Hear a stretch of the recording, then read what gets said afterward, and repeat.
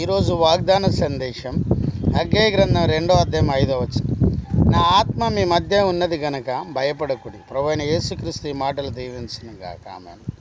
ప్రార్థన. ప్రభువా, ఈ మాటలు దీవించి మాతో మాట్లాడి మీ స్వరం వినిపించి వినగల చెవులు, గ్రహింపగల హృదయం దయచి చెవిగలవాడు ఆత్మ చెప్పు సంగతులు వినును గాక. యేసు నామములో ప్రార్థిస్తున్నాం తండ్రి. ఆమేన్. ప్రియులారా, ఈరోజు ప్రవచనాత్మకమైన సందేశం హగ్గై గ్రంథం 2వ అధ్యాయం 5వ వచనం. నా ఆత్మ మీ మధ్య ఉన్నది కనుక భయపడకూడదు. దేవుని ఆత్మ మనతో ఉన్నది కనుక భయపడకూడదని ఈరోజు సందేశము దేవుడు తెలియజేస్తున్నాడు. దేవుడు జెరుబ్బేలును యెహోషువను శేషించిన యూదులను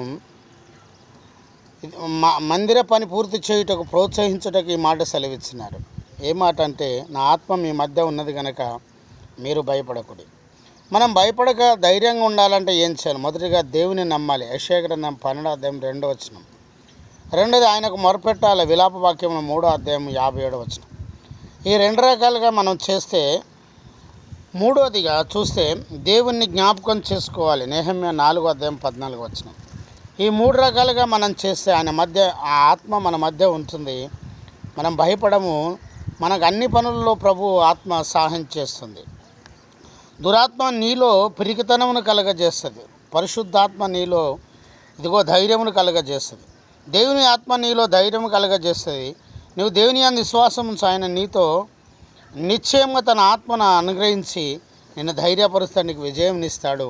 నీ అప్పులు, బాధలు, ఇరుకులు, ఇబ్బందులు తీసివేసి పరిశుద్ధాత్మ నీలో ఉంటే నీ రోగము తొలగిపోయి సమాధానం, శాంతి, నెమ్మదినిస్తుంది. పరిశుద్ధాత్మ నిన్ను నడిపిస్తాడు. సమభూమి గల ఆత్మయందు దేవుడు నిన్ను నడిపించునుగాక. ప్రభువైన యేసుక్రీస్తు మాటలు దీవించునుగాక. ఆమెన్. ప్రార్థన. ప్రభు, ఈ మాటలు దీవించండి. యేసు నామంలో ప్రార్థిస్తున్నాం తండ్రి. ఆమెన్. తండ్రి, కుమార, పరిశుద్ధాత్మ త్రియేక దేవుని సన్నిధానం సదాకాలం మీకు తోడు నీడై ఉండునుగాక. ఆమెన్. Praise the Lord. జయమని మా యూట్యూబ్ ఛానల్ సబ్స్క్రైబ్ చేయండి, లైక్ చేయండి, షేర్ చేయండి, అనేకులకు తెలియజేయండి. మీ ప్రార్థన అవసరం మాకు కాల్ చేయండి. మా cell number 9994893031. Praise the Lord. God bless you. Amen.